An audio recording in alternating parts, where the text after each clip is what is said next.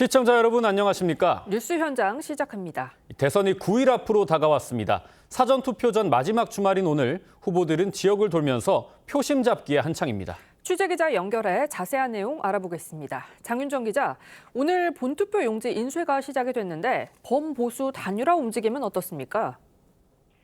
네, 오늘 오전부터 대선 투표용지 인쇄가 시작됐습니다. 지금부터는 단일화가 이뤄져도 본투표용지에 사퇴 표기가 반영되지 않습니다.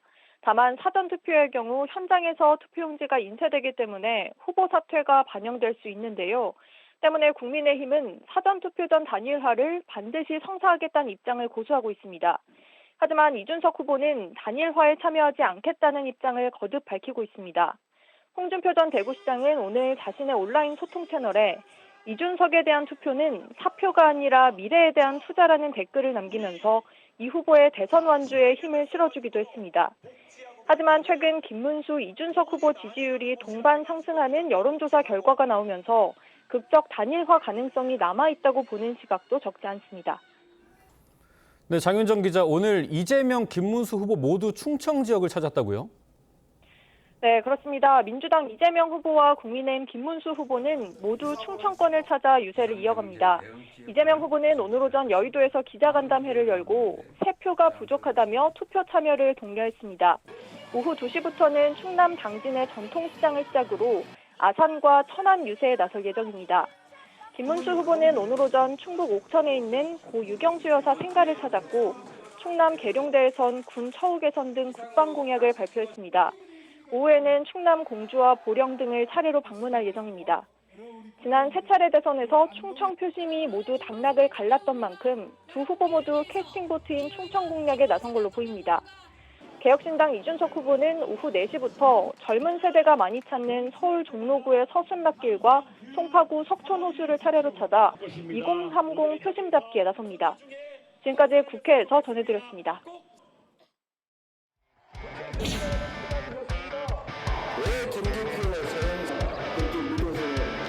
이재명이 밉더라도 결코 내란 세력에게 기회를 다시 줘서는 안 된다. 동의하십니까, 여러분? 뿌린 대로 거두는 세상을 만들 거니까 대가를 치러야 되겠죠.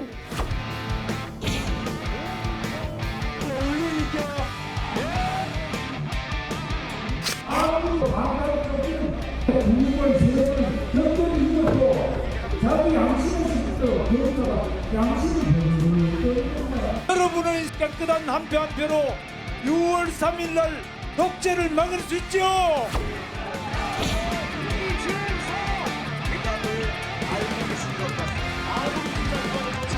젊은 사람들이 몰려드는 경기 남부에서 우리가 만들었던 것이 동탄의 기적이었습니다. 이번은 동탄의 기적이 아닐 겁니다. 대한민국의 기적이 되어야 되는 것입니다.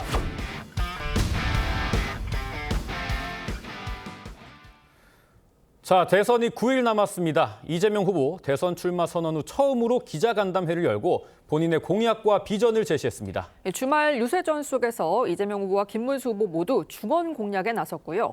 이준석 후보는 수도권에서 청년층 표심 잡기에 나섰는데요. 전문가들과 함께 쟁점 자세히 짚어봅니다. 성치훈 민주당 정책위 부의장, 강전의 국민의힘 대변인, 임승우 개혁신당 대변인 나오셨습니다. 안녕하십니까? 안녕하세요. 반갑습니다. 네, 이재명 후보 공식 기자간담회가 한 2시간 전쯤 끝났습니다. 이 질의응답이 상당히 길게 이어졌는데 저희가 주요 내용 모아봤습니다. 듣고 오시죠. 대립과 갈등의 정치가 만들어낼 이 악순환의 고리를 반드시 끊어야 합니다. 내란 세력의 죄는 단호하게 벌하되 특정인을 겨냥해 관역으로 삼는 정치 보복은 결단코 없을 것입니다.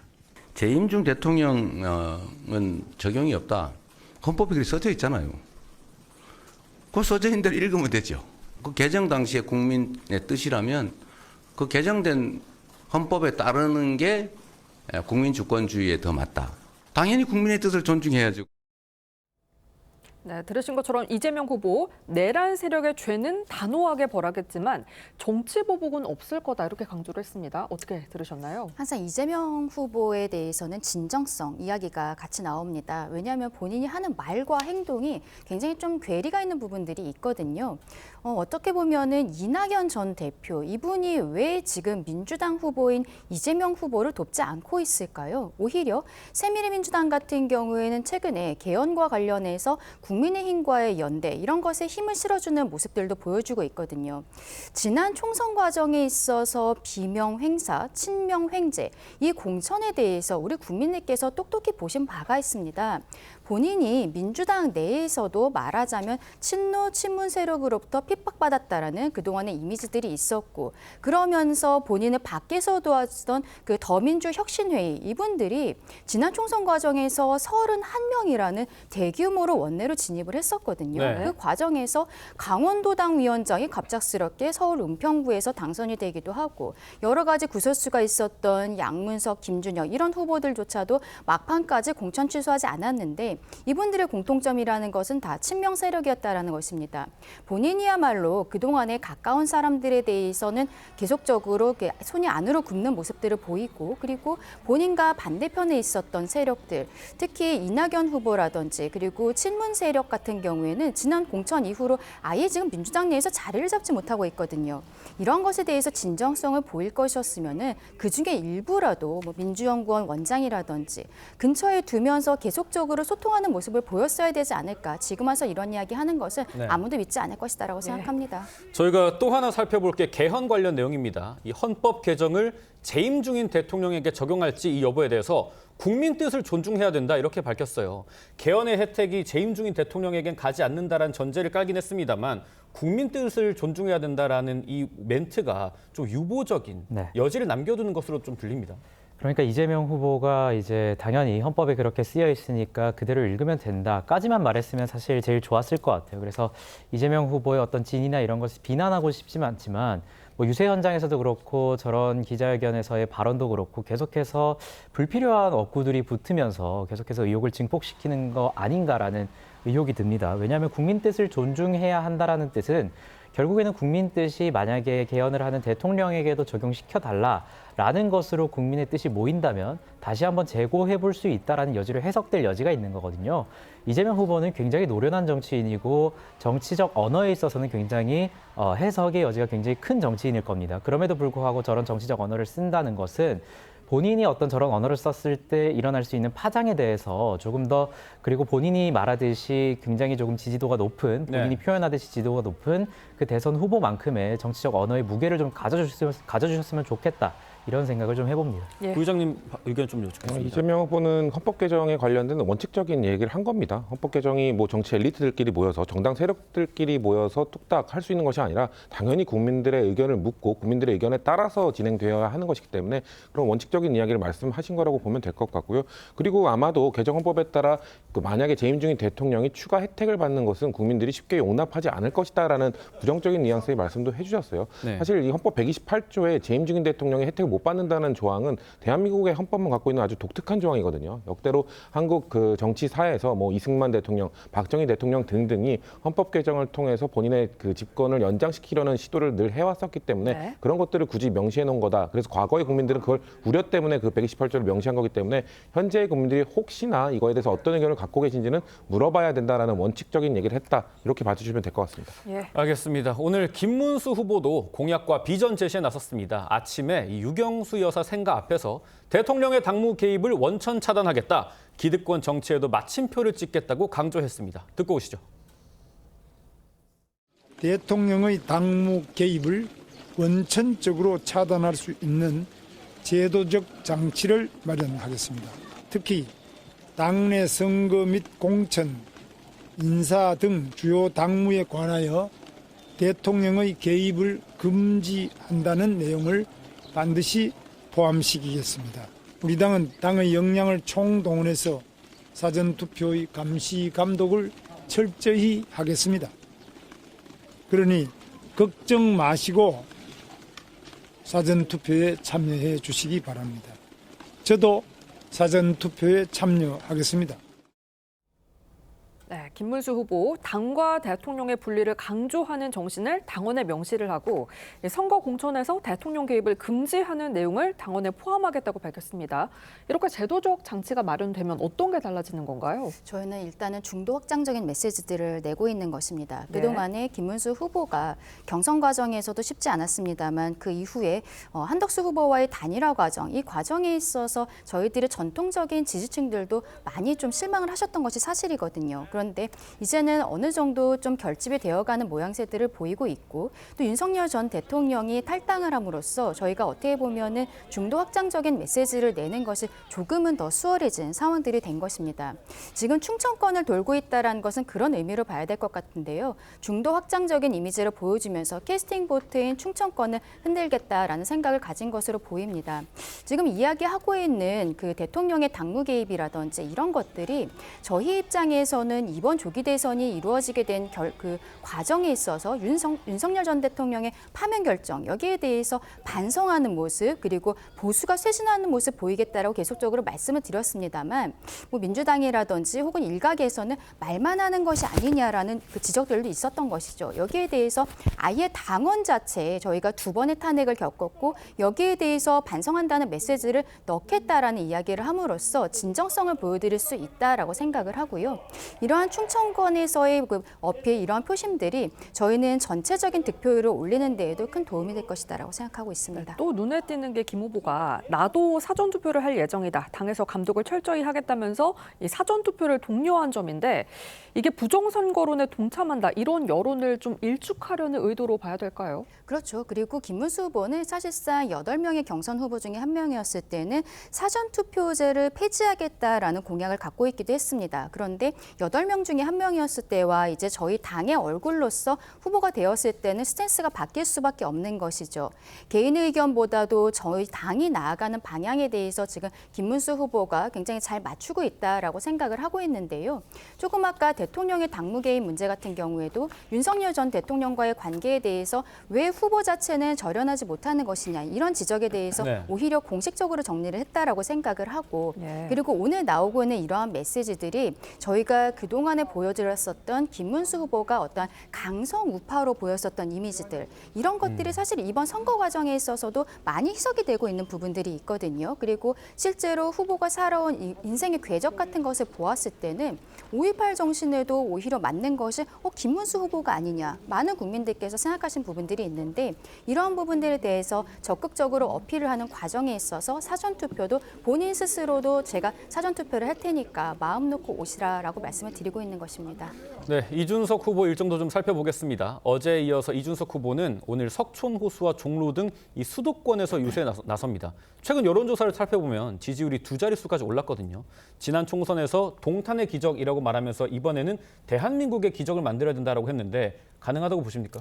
네, 뭐 저희는 여전히 남은 시간이 9일이라고는 하지만 선거 판세에 있어서 특히나 대통령 선거에 있어서 9일이라는 시간은 한두 번의 새로운 구도 변화를 나올 수 있는 굉장히 좀 유의미한 시간이라고 분석하고 있습니다. 사실 이준석 후보가 지난 대선에 국민의힘 대표를 지내면서 했던 것이 세대 포위론이라는 것이었는데 젊은 층의 어떤 표심을 굉장히 끌어들임으로써 그들이 전통적인 보수 지지층을 설득함으로써 대선에서 승리를 가져간다. 이런 전략을 구현한 바 있는데 이제 그런 전략의 연장선이라고 보시면 될 것 같습니다. 이준석 후보는 이제 지난 선거 기간 동안에도 계속해서 학식을 먹는 행사를 통해서 미래 세대의 이야기를 하고 또 연금 문제에 관해서도 구연금과 신연금을 분리하자라고 하면서 소위 양당이 연금 개악이라고 불리는 미래 세대에 대해서 빚을 떠넘기는 그런 행위에 대해서 지속적으로 비판을 해왔거든요. 그래서 내부적으로는 그런 기획과 그런 일정들이 미래 세대에 상당히 좀 반응을 일으키고 있다라는 분석을 하고 있습니다. 그런 상황에서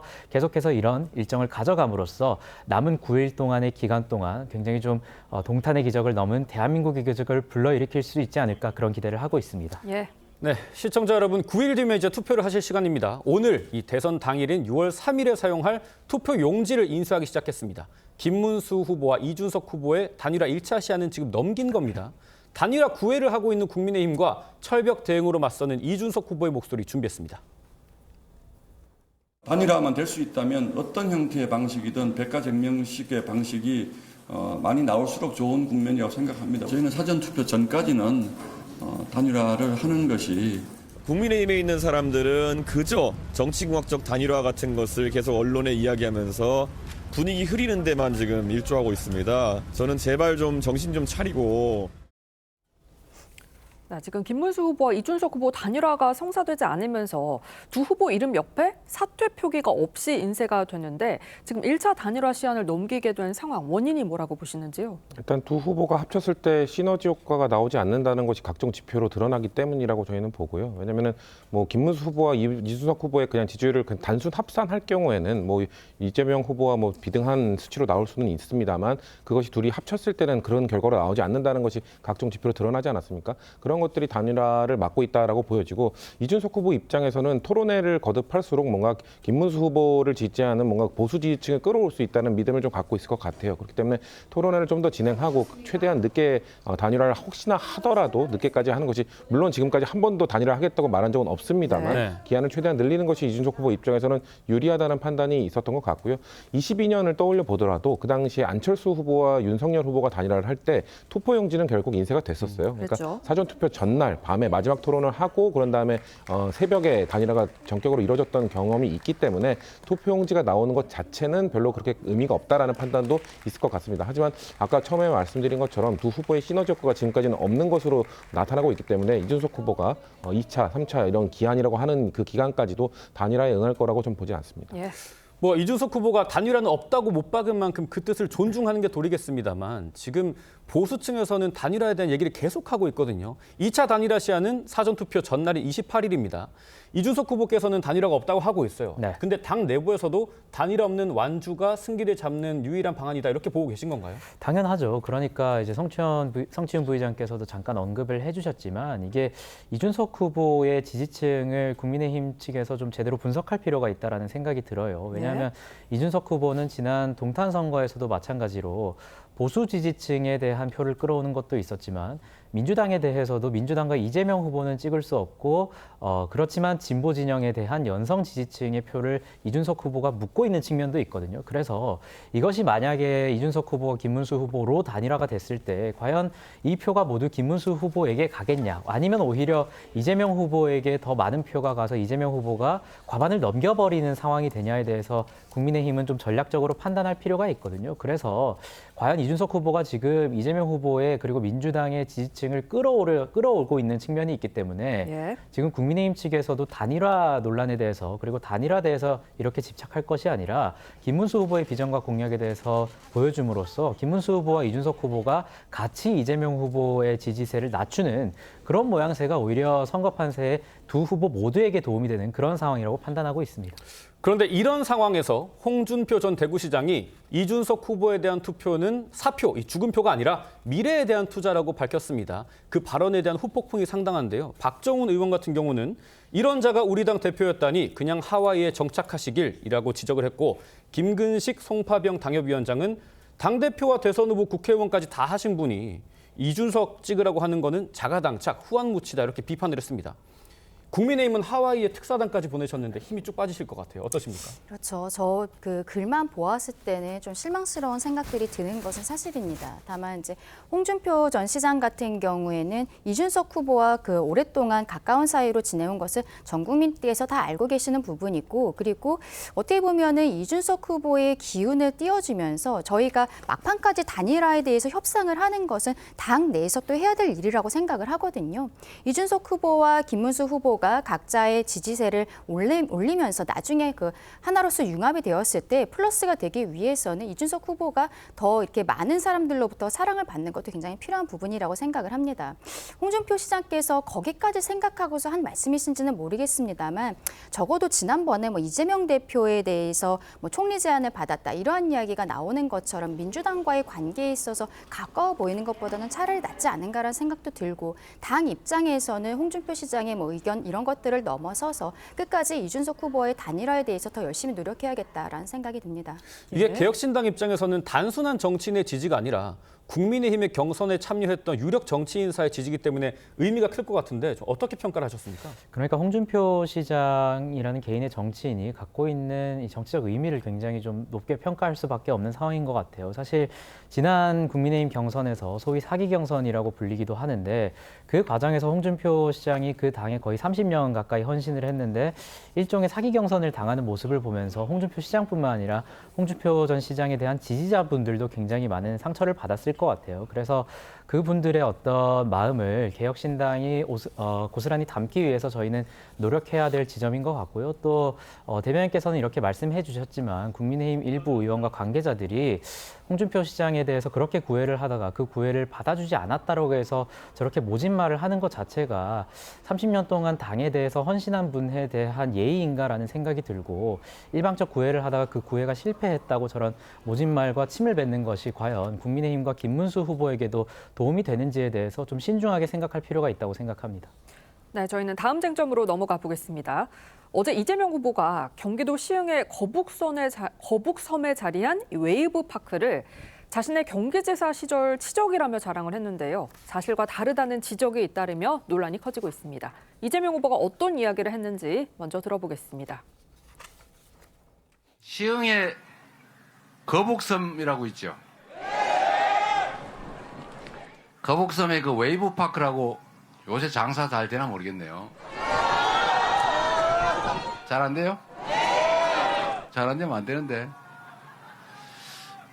거기가 꽤 고용 규모도 있고 그러지 않나요? 그럼 실제로 어떻길래 저기 모인 분들이 저렇게 말씀을 하냐 궁금하실 거잖아요. 저희가 웨이브 파크에 직접 상가를 가진 분을 찾아서 물어봤습니다. 들어보시죠.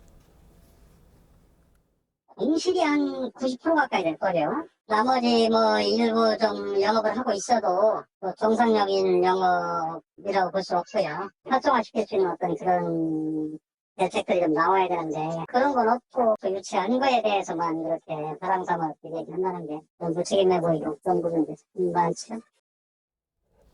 네, 들으신 것처럼 이재명 후보 거북섬의 웨이브 파크를 경기지사 시절 치적으로 내세웠는데 투자한 분은 지금 뭐 정상적인 영업이 안 된다라고 하고 있습니다. 어떻게 들으셨나요? 그 투자한 분들은 조금 만족스럽지 못한 결과를 받아들이지 못할 수도 있죠. 근데 저희가 말씀드리는 거는 이 거북섬이라는 섬 자체는 이재명 당시 지사가 만든 게 아닙니다. 그 이전에 이미 매립을 하고 만들어 놓고 대규모의 돈을 들여서 만들어 놓은 이 인공섬에 대해서 뭔가 아무도 뭔가 투자를 하고 뭔가 활용하지 못하는 상황이었거든요.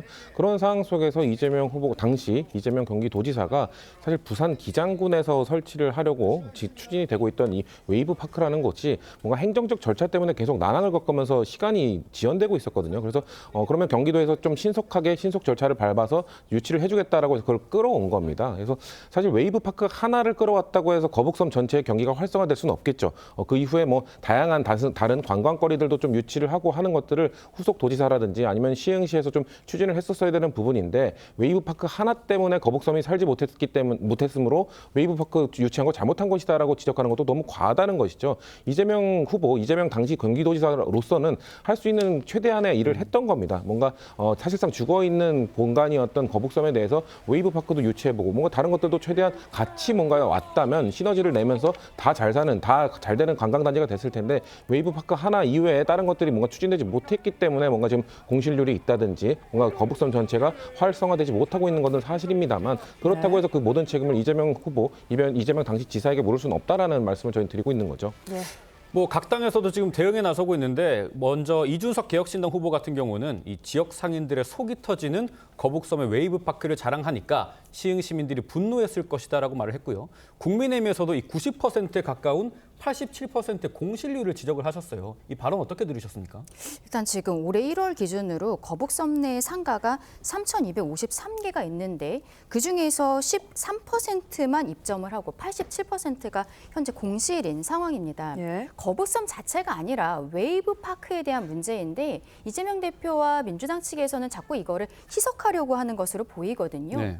결국에는 본인이 다른 지역에 갔다가 이 웨이브 파크, 서핑 뭐 하면은 괜찮겠구나. 그러니까 본인이 보니까 좋아 보여서 제대로 된 타당성 조사라든지 이런 것 없이 덜컥 시흥시로 가지고 왔다라는 거 아니겠습니까? 그런데 이재명 대표는 이게 본인이 잘한 사업으로서 치적하는 형태로 이야기를 하고 있는데 저거는 메시지팀에서 쓴 게 아닌 것 같아요. 예. 이렇게 대선 후보가 지역을 돌면서 이야기를 하는 것은 저도 예전에 대선 캠프에 있어 보면 그 지역의 정책이라든지 상황을 보고서는 메시지들이 다 나갑니다. 네. 그럼 저 거북섬에 있는 웨이브파크 같은 경우에는 얘기했을 때 플러스가 되지 않는다는 것을 캠프 측에서는 알고 있었을 텐데 이재명 대표가 그 뒤의 상황에 대해 제대로 모르는 상황에서 내가 이거 가져왔으니까 그 이야기를 한 것으로 보이거든요.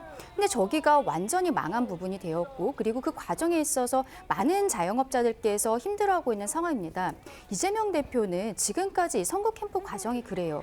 커피 원가 120원 부분들도 그렇고 뭐 호텔 경작이라든지 국민들께서 이해하지 못하고 여기에 대해서 이상하다라고 이야기하면은 사과하면 되는 거거든요. 이 웨이브파크 사건에 대해서도 본인이 그때 조금 실수가 있었다, 잘 못했다, 사과하면 되는 것인데 오히려 되려 지금 이준석 후보에 대해서는 고발하겠다라고 하고 있습니다. 네.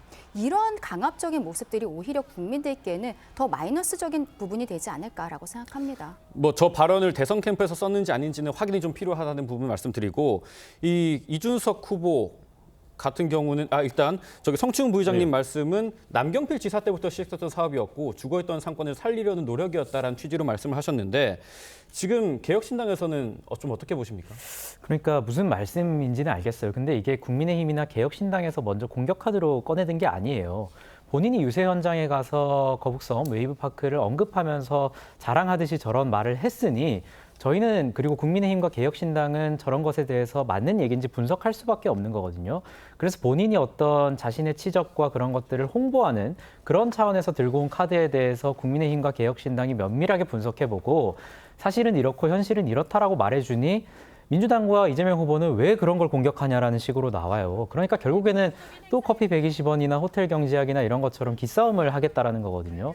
그래서 본인들이 가지고 온 카드에 대해서 최소한 어떤 분석도 없이 그리고 유세 현장에서 저렇게 본인들이 의도했던 바와 전혀 다른 반응이 나왔을 때는 본인들이 즉각 수정을 해야 됩니다. 민주당과 이재명 후보의 선거 전략으로 봤을 때도 저런 상황에서 이재명 후보가 즉각적인 어떤 것을 발휘해서 다른 방향으로 어떤 이야기를 끌고 나가든지 아니면 이재명 후보가 그것을 할 수 없었다면 그것에 대해서 선대위 차원에서 다른 메시지 전략으로 가져가야 되는데 황당하게 정면 충돌 기조로 가버려요. 이것에 대해서는 명백하게 웨이브파크가 그런 것에 대해서 공실률이 굉장히 높고 실패한 사업으로 가까워지고 있다는 분석이 강하고 있음에도 불구하고 그것을 가리고 이것은 분명히 문제없다는 식으로 가려고 하고 있거든요. 네.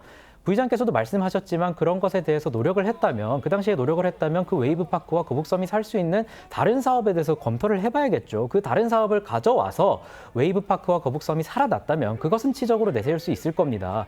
말씀하신 대로 그것을 부산 지역에서 가져오는 상황에서 다른 어떤 사업과의 연계성을 고려하지 않고 다른 사업은 추진하지 않은 것으로 보이는 그런 상황에서 실패했다고 보임에도 불구하고 지금 우리는 그래도 그렇게 노력했어. 그러니까 우리 공격하지 마. 라고 하는 것은 본인들이 먼저 갖고 나온 카드에 대해서 먼저 반성과 어떤 분석이 없는 그런 면모를 저희가 지적할 수밖에 없습니다. 네, 앞서 언급해 주신 것처럼 오늘 민주당이 거북섬을 만들었다고 자랑한다라고 언급한 이준석 후보를 허위사실 유포 혐의로 고발하겠다고 밝혔습니다. 이유가 뭔가요? 그러니까 이준석 후보도 그 SNS 메시지를 수정했습니다. 거북섬을 만들었다고 자랑한다를 거북섬 웨이브파크를 만들었다고 자랑한다라고 수정했거든요. 그 말 자체가 아까 제가 처음에 말씀드렸던 것처럼 거북섬은 이재명 경기도지사가 취임했을 때부터 이미 만들어져 있던 겁니다. 근데 사실상 놀고 있는 공간이었던 것이거든요. 그러니까 이미 상당한 많은 예산을 투입해서 만들어진 유령섬 같이 돼버린 거북섬에 대해서 어떻게든 이걸 활성화하기 위한 노력들을 했던 것인데 이준석 후보는 SNS에 그거를 세밀하게 언어를 고르지 못하고 거북섬도 이재명이 만든 거 아니냐라는 식으로 누가 볼 때는 쓸데없이 거북섬을 만들어서 거기다가 웨이브파크를 유치를 했는데 그게 제대로 성공하지 못하지 않았냐는 지적으로 들릴 수 있는 것이거든요. 그건 분명히 잘못된 지적입니다. 그러니까 웨이브파크 하나만으로 거북섬의 경제를 살리지 못하지 않았냐. 뭐 임성호 대변인께서 말씀하신 것처럼 추가적인 뭐 다른 사업들도 했어야 되는 것 아니냐. 이 지적을 했다면은 뭐 응당 받을 수 있는 것이지만 거북섬 자체를 이재명이 만들었고 이재명 도지사가 웨이브파크 하나만 해놓고 지금의 상태를 만들었다고 주장하는 것은 과한 주장이고 허위 사실이기 때문에 그거에 대해서는 저희가 지적을 하는 거죠. 뭐 이재명 후보 같은 경우에는 페이스북에 써 있는 글을 수정하긴 했습니다. 거북섬에서 거북섬 웨이브파크로. 그런데 개혁신당에서는 그 단어를 바꾼 게 논쟁의 중심에 설 이유는 건 아니다 이렇게 보시는 거잖아요. 그러니까 이준석 후보가 SNS 글 수정한 것을 또 말꼬투리를 잡는 것 같아요. 사실 그 당시에 이준석 후보의 SNS 글을 보면 명백하게 그 거북섬 웨이브파크에 대해서 발언한 이재명 후보의 발언이 문제가 있다. 그래서 웨이브파크에 있는 공실률과 웨이브파크의 사업성에 대해서 지적을 하는 그 SNS 그림을 민주당도 분명히 알 수 있을 거예요. 그런데 이제 일종의 하위적인 정치적 기술로 들어가는 거죠. 거북섬 웨이브 파크인데 왜 거북섬이라고 했냐라고 말꼬투리를 잡고 늘어지는 그런 기술을 걸어보려는 것인데 국민들은 분명히 알고 있을 겁니다. 지금 나가고 있는 저 자료화면에 SNS 글만 보더라도 이준석 후보가 전체적으로 웨이브 파크의 어떤 실패한 사업성에 대해서 이야기하고 있다는 것을 알고 있기 때문에 이것은 뭐 혐의적으로도 민주당도 걸고 넘어질 것이 없다고 알고 있을 거예요. 그럼에도 불구하고 일종의 국면 전환을 고려해서 저런 기술을 쓰는 것 같은데 국민들이 분명히 지켜보고 있다 이런 말씀 드리겠습니다. 대변인.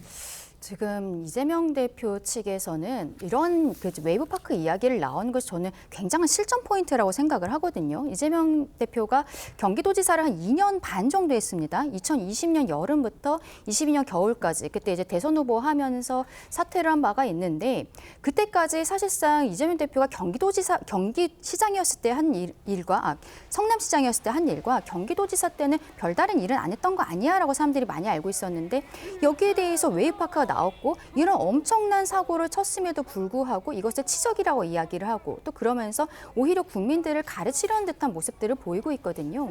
저는 이러한 부분이 오히려 그 같은 경기도지사를 했었던 저희 김문수 후보에게는 득점 포인트가 될 수 있을 것이라고 생각을 합니다. 경기도지사를 8년 동안 하면서 저희가 실제로 삼성전자라든지 이런 대기업들을 유치를 했고 그리고 그 과정에 있어서 뭐 GTX라든지 굉장히 정말로 치적이라고 볼 수 있는 것들이 많이 있거든요.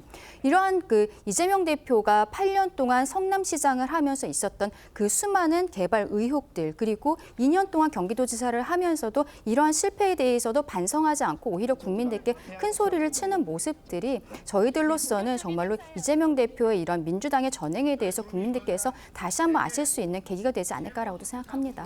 네, 지금 웨이브파크 문제뿐만이 아니라 TV 토론을 두고서도 고발전이 이어지고 있는데요. 민주당은 김문수 후보의 전광훈 목사 관련 발언이 허위 사실이다라면서 김문수 후보를 고발하겠다고 했고요. 국민의힘은 이재명 후보가 부정선거와 관련해 거짓말을 했다라면서 이재명 후보를 고발하겠다는 건데 지금 뭐 대선이 가까워질수록 고소고발전이 격화하는 분위기예요. 그렇죠. 지금 뭐 허위 사실들이 난무하고 있는 상황이기 때문에 그런 건데 저희는 사실 정광훈 씨와 이 김문수 후보의 관계에 대해서는 지적을 할 수밖에 없는 부분입니다. 왜냐하면 많은 국민들이 이 김문수 후보가 과거 이 정광훈 씨가 창당한 그 자유통일당이라는 정당, 지금도 광화문에서 이 극우 집회, 태극기 집회를 주도하고 있는 이 정당의 초대 당대표였다는 사실 때문에 이 김문수 후보가 당선되면 극우적으로 국정 운영을 하는 것 아니냐라는 우려를 갖고 계시거든요. 그렇기 때문에 사실 국민의힘 내부에서도 마찬가지입니다. 한동훈 전 대표도 김문수 후보에게 극우 세력과의 단절을 요구하기도 하지 않았습니까? 그런 것처럼 보수 지지층 안에서도 그 김문수 후보가 과거에 있었던 이런 전력 때문에 극우 정당과 극우 세력과의 이런 인연이 아직도 있는 것 아니냐는 의구심들이 있거든요. 그에 대해서 지적을 하고 TV 토론에서 분명히 단절된 건 맞느냐라고 하면서 과거에 눈물도 흘리지 않았느냐라고 얘기를 했던 것이거든요. 근데 김문수 후보는 본인이 극우 세력과 아무 연관이 없다는 것을 좀 강조하기 위해서 눈물 흘린 적 없다, 허위 사실 유포하면 안 된다라고 주장을 했는데 지금 뭐 포털 사이트에서 가볍게 검색만 해도 바로 김문수 후보가 정광훈 씨 때문에 눈물 흘리는 영상이 나옵니다. 명백한 거짓말을 한 것이기 때문에 그런 것들에 대해서 당에서는 고소고발을 한 것으로 봐주시면 될 것 같습니다. 네, 여기에 대해서 한 가지만 말씀드리고 싶은 게 지금 김문수 후보를 민주당 측에서 고발하겠다라고 하잖아요. 공직선거법상 허위사실 유포 혐의로서 당선 목적 그 허위사실 유포라는 건데 그러면은 이런 거 고발하기 전에 지금 이재명 대표를 위해서 공직선거법 개정하겠다라고 지금 민주당이 하고 있는 것 아닙니까? 그 처벌 조항 자체를 없애겠다고 하는 거잖아요. 그러면 이 없애겠다라고 하는 개정안에 대해서는 내지 않겠다라고 먼저 국민들께 말씀을 드리고 그 이후에 김문수 후보를 고발하는 것이 순서상 맞지 않나 생각합니다. 네, 뭐 네거티브의 고소 고발까지 이 대선 레이스가 끝나가면서 지금 이 세 개 정당의 싸움이 상당히 치열해지고 있습니다.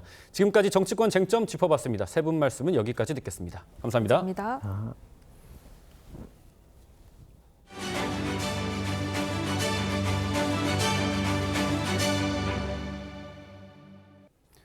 경기 침체에 고물가까지 겹치면서 한 푼이라도 더 벌려는 이른바 짠테크족이 늘고 있습니다. 특히 스마트폰 앱과 짠테크가 결합한 이른바 앱테크가 인기인데 얼마나 벌 수 있고 주의할 점은 없는지 최수용 기자가 알려드립니다.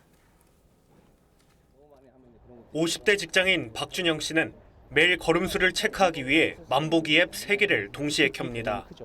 하루에 만보를 채우면 최대 100원을 벌 수 있는 데다 건강관리도 할 수 있기 때문입니다. 리스크 없이 내가 움직이면서 뭔가가 부수익이 벌어들인다는 거. 큰 금액은 아니지만 활용해서 썼을 때 굉장히 만족감이 높아요. 스마트폰 속 고양이에게 간식을 주면 상품 쿠폰이 지급되고 퀴즈를 풀고 얻은 포인트를 인터넷 쇼핑몰에서 현금처럼 쓸 수 있는 앱도 있습니다. 퀴즈를 풀면서 교양과 지식을 쌓을 수도 있는데 같이 또 돈도 벌면서 일석이조의 효과가 더 있는 것 같아요. 이처럼 일상 속 사소한 행동에 보상을 주는 앱테크 서비스가 요즘 짠테크 수단으로 각광받고 있습니다. 주 이용객은 모바일에 익숙한 2030 세대가 아닌 경제활동이 활발한 4050 세대. 실제로 연령대가 높을수록 앱테크를 통해 적립한 포인트도 더 많은 것으로 나타났습니다.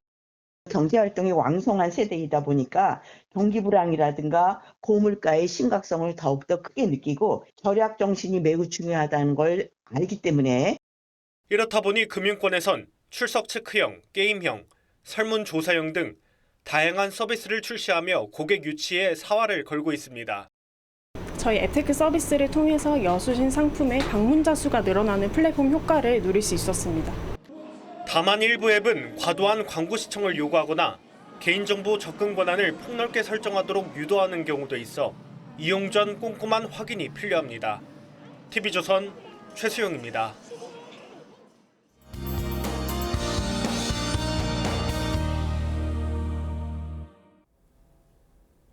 휴일인 오늘 모처럼 맑은 하늘 드러나겠는데요. 공기질도 깨끗해서 야외 활동 즐기기 좋겠습니다. 오늘 대부분 한낮에 25도 안팎으로 온화하겠는데요. 다만 일교차가 10도 이상 크게 벌어지기 때문에 겉옷으로 체온 조절 잘 해주시기 바랍니다. 오늘 오후 한때 일부 동쪽 지역 중심으로 소나기가 내리겠습니다.